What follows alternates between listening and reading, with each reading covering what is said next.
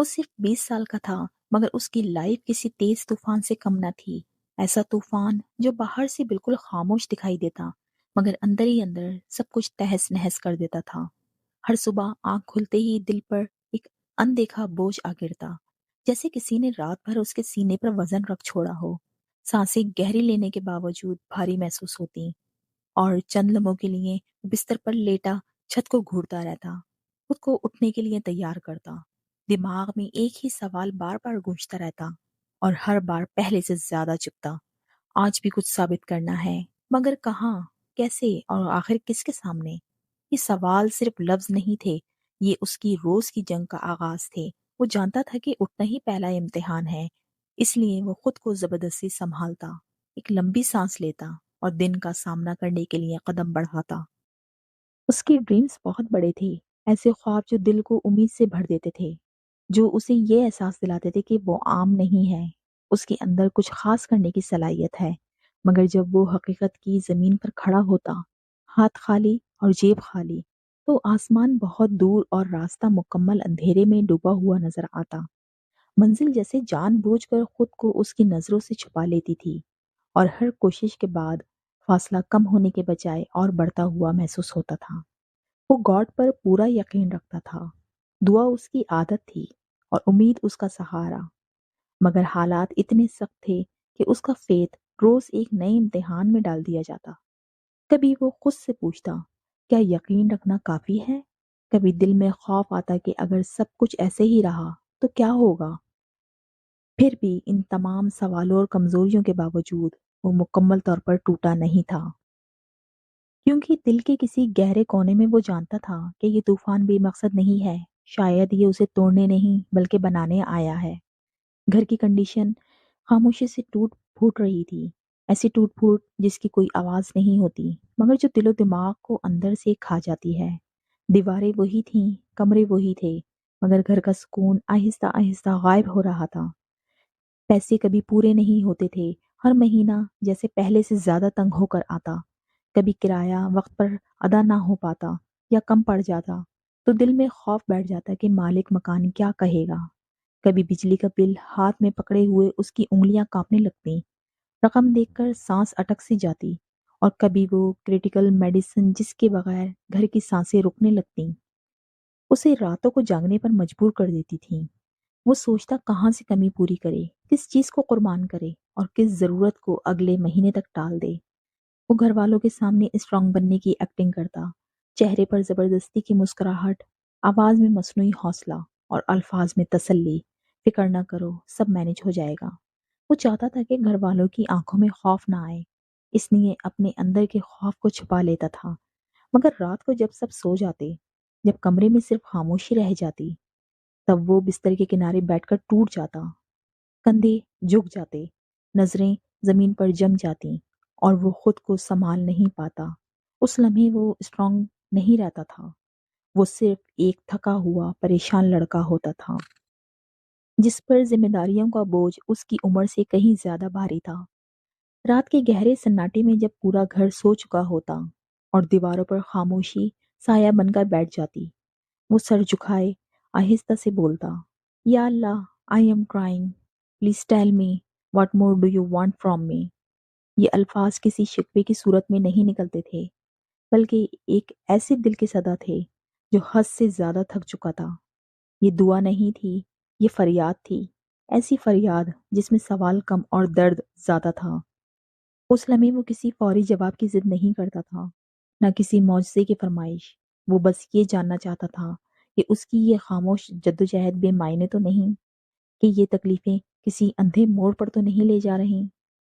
ایک دن مسلسل ناکامیوں اور خاموش آنسوؤں کے بعد اس نے دل ہی دل میں ایک فیصلہ کیا کہ اب رک کر رونا نہیں، بلکہ موومنٹ کرنا ہے۔ اسے احساس ہو گیا تھا کہ اگر وہ ایک ہی جگہ بیٹھا رہا تو درد اسے اندر سے کھا جائے گا۔ اس نے ایک چھوٹا سا بیگ اٹھایا، ایسا بیگ جس میں کپڑے کم تھے مگر امیدیں حد سے زیادہ۔ ہر کپڑے کے ساتھ ایک دعا طے کی ہوئی تھی، اور زپ بند کرتے وقت دل میں ایک سوال بھی بند ہو رہا تھا۔ وہ ایک شہر سے دوسرے شہر نکل پڑا، بغیر کسی واضح نقشے کے، बस उस यकीन के साथ कि कहीं ना कहीं उसके लिए भी कोई दरवाजा खुलना है। हर नया शहर एक नई होप लेकर आता, नए चेहरे, नई सड़कें, नए मकानात, मगर साथ ही हर नया दिन एक नया टेस्ट बन जाता। कभी घंटों लंबे बस सफर, जहां खिड़की से गुजरते मनाजिर देखकर वो अपनी जिंदगी को भी गुजरता हुआ महसूस करता। कभी सस्ते होटल का शोर, जहां नींद आंखों से कोसों दूर रहती और दिल हर अजनबी आवाज पर चौंक उठता। कभी दोस्त के तंग से कमरे में जमीन पर सोना पड़ता, जहां नींद भी कंप्रोमाइज होती थी और खुददारी भी। फिर भी वो खामोशी से बर्दाश्त करता, क्योंकि वो जानता था कि ये सब आर्जी है।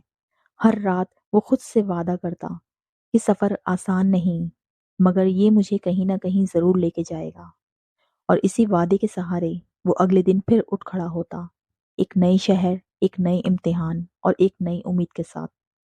अक्सर ऐसा होता कि उसकी जेब में इतने पैसे भी नहीं होते थे कि वो अगले दिन का खाना आराम से खा सके। वो सड़क के किनारे या किसी खामोश कोने में खड़ा होकर हाथ में मौजूद सिक्के आहिस्ता आहिस्ता गिनता, एक, दो, तीन, और हर सिक्के के साथ उसका दिल मजीद बैठता जाता। ये हिसाब सिर्फ पैसों का नहीं होता था, ये उसकी बका का हिसाब था। वो खुद आहिस्ता से कहता, अगर आज चाय पी ली तो शायद रात का खाना मुश्किल हो जाएगा। भूख उसके जिस्म को कमजोर कर देती थी, सर हल्का हो जाता, कदम लड़खड़ाने लगते। मगर उससे ज्यादा तकलीफ दिल को होती थी, क्योंकि वो जानता था कि ये भूख सिर्फ पेट की नहीं, हालात की है। फिर भी वो हार मानने के बजाय दिल ही दिल में खुद को समझाता, जैसे खुद से कोई वादा कर रहा हो, बस एक दिन और, गॉड कुछ ना कुछ करेगा। ये एक जुमला उसके लिए दुआ भी थी, सहारा भी, और उम्मीद की आखिरी डोरी भी। इसी जुमले के सहारे वो रात गुजार देता, और यही यकीन उसे अगले दिन फिर उठ खड़ा होने की ताकत दे देता था। वो एक के बाद एक इंटरव्यू देता रहा, हाथ में थका हुआ सा सीवी जिसके कोने मुड़ चुके थे, जैसे उसके ख्वाब भी बार बार तय होकर खुल रहे हों। वो वेटिंग एरिया में घंटों बैठा रहता, सख्त कुर्सी पर जो जिस्म को, और दीवार पर लगी घड़ी जो दिल को थका देती थी। घड़ी की हर टक टक उसके सीने पर हथौड़ी की तरह पड़ती, और दिल की धड़कन हर गुजरते मिनट के साथ तेज हो जाती थी, जैसे कोई फैसला करीब आ रहा हो। कभी अंदर से आवाज आती, यू आर ओवर क्वालिफाइड, जैसे उसकी मेहनत और सीखा हुआ इल्म ही उसके खिलाफ गवाही दे रहे हों। कभी सर्द और बेरूह लहजे में कहा जाता, you don't have enough experience. और कभी कोई जुमला भी नहीं बोलता, सिर्फ खामोशी, ऐसी खामोशी जो कानों में नहीं, सीधी दिल के अंदर चीख बनकर उतरती थी। हर रिजेक्शन के बाद वो ऑफिस के दरवाजे से बाहर निकलता, चंद लम्हे वहीं खड़ा रहता, गहरा सांस लेता, जैसे खुद को बिखरने से रोक रहा हो। फिर आहिस्ता से आसमान की तरफ देखता, जैसे वहां कहीं उसके सवाल का जवाब लिखा हो। उसके होंठ हिलते, मगर आवाज बामुश्किल निकलती, कि क्या मैं यूजलेस हूं, या बस अभी मेरा वक्त नहीं आया। ये सवाल उसे तोड़ भी देता था, और इसी सवाल के अंदर कहीं एक छोटी सी उम्मीद भी जिंदा रखता था, कि शायद दरवाजे बंद नहीं हैं, बस अभी खुलने का वक्त नहीं आया। ऐसे दिन भी आए जब उसके पास भूख छुपाने के लिए सिर्फ एक सस्ती सी चाय के सिवा कुछ ना होता। वो कप दोनों हाथों में पकड़कर आहिस्ता आहिस्ता घूंट लेता, जैसे हर घूंट के साथ मैदे को नहीं, दिल को तसल्ली दे रहा हो। पेट की आग अलग जलती थी, मगर ईगो का दर्द उससे कहीं ज्यादा चुभता था, क्योंकि वो जानता था कि ये भूख सिर्फ पैसे की नहीं, हालात की है। रात को जब कमरा अंधेरे में डूब जाता, वो फर्श पर बिछे कंबल पर लेट जाता, वो खामोश छत को घूरता रहता, जैसे वहां कहीं उसकी किस्मत की लकीर बनी हो।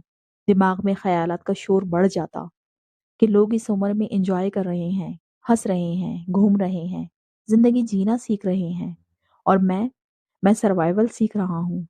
ये ख्याल दिल को मजीद भारी कर देता, मगर उसी लम्हे दिल के किसी बहुत बड़े गहरे कोने में एक नर्म सी आवाज उभरती, बहुत हल्की मगर मजबूत, God is not silent, he is working quietly.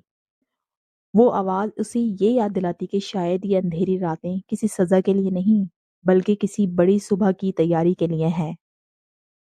और इसी यकीन के सहारे वो आंखें बंद कर लेता, और इस उम्मीद के साथ कि कल का सूरज कुछ नया लेकर आएगा। اسی طویل اسٹرگل کے دوران اس نے زندگی کو چلانے کے لیے چھوٹی چھوٹی جابس قبول کرنا سیکھ لیں۔ کبھی وہ گلیوں میں ڈلیوری کرتا، کندھوں پر وزن اور دل میں سوال لیے، مگر پھر بھی وقت پر پہنچنے کی کوشش کرتا، کیونکہ اسے معلوم تھا کہ 1 منٹ کی دیر بھی کسی کے لیے پوری دنیا بدل سکتی ہے۔ کبھی وہ کسی آفس میں ہیلپر بن جاتا، فائلیں اٹھاتا، چائے لاتا، خاموشی سے احکامات سنتا، جہاں کوئی اس کا نام نہیں جانتا تھا، مگر وہ ہر دن خود کو ڈسپلن سکھا رہا تھا۔ راتیں اکثر فری لانس ورک میں گزر جاتی، آنکھیں جلتی تھیں، انگلیاں تھک جاتی، مگر وہ اسکرین کے سامنے بیٹھا رہتا، کیونکہ اسے معلوم تھا کہ یہ کام اس کے خواب نہیں، مگر اس کے خوابوں تک پہنچنے کا راستہ ضرور ہے۔ ان جاب میں سے گلیمر نہیں ملا، مگر کیریکٹر ملا۔ یہاں اس نے وقت کی اصل ویلیو سمجھی کہ ایک ایک گھنٹہ کیسے زندگی کا رخ بدل سکتا ہے۔ اس نے لوگوں کا بیہیویئر قریب سے دیکھا، کچھ لہجے نرم، کچھ بے رحم، اور کچھ صرف مطلب کے۔ کبھی کبھی وہ تھکے ہاتھوں سے سوشل میڈیا کھول لیتا اور اس کا دل اور زیادہ بھاری ہو جاتا۔ اسکرین پر سب کچھ چمکتا ہوا نظر آتا، کوئی نئی جاب اناؤنس کر رہا تھا، کوئی پروموشن سیلیبریٹ کر رہا تھا، کوئی ہنستے چہروں کے ساتھ سکسیس کی کہانیاں سنا رہا تھا۔ سب سکسیسفل لگتے تھے، سب ہیپی، سب لائف میں آہیڈ۔ وہ ان تصویروں کو خاموشی سے اسکرال کرتا رہتا۔